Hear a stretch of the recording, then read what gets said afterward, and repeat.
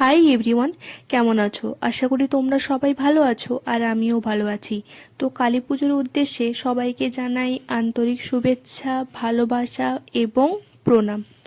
তো কালী পুজোর সময় যেহেতু প্রদীপ জ্বালানোর নিয়ম আছে, তাই জন্য আমি কিন্তু এখানে প্রায় 10টা নাগাদ আমি এখানে প্রদীপ জ্বালাতে বসে গেছি।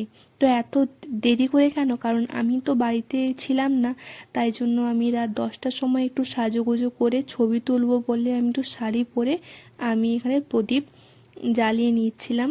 আমার প্রদীপ মোমবাতি নিয়ে আমি এবার ঘর সাজাবো। তো সেই ভিডিওটা তোমাদেরকে অবশ্যই দেখাবো, তোমরা এই ভিডিওতেই কিন্তু দেখতে পাবে। আর কীরকম কালী পুজো কাটলো তোমাদের অবশ্যই কিন্তু কমেন্টে জানাতে একদম ভুলবে না। তো আমি এখানে মোমবাতিগুলো সাজিয়ে নিচ্ছিলাম আর বাবা হচ্ছে আমাকে পাহারা দিচ্ছিল, কারণ আমি এমনিতে শাড়ি সামলাতে পারি না আর যদি কোনো দুর্ঘটনা ঘটে যায়, তাই জন্য আমার বাবা এখানে দাঁড়িয়ে দাঁড়িয়ে পাহারা দিচ্ছিল।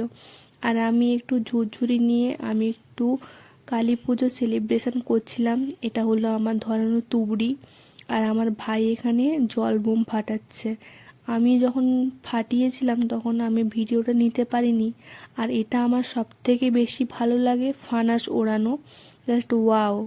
মানে এই যে দেখো কত দূরে উড়ে চলে যাচ্ছে, যেদিকে বাতাস দিচ্ছে সেদিকেই উড়ে চলে যাচ্ছে। Just wow! আমাকে এটা দারুণ লাগে। তো আজকের মতো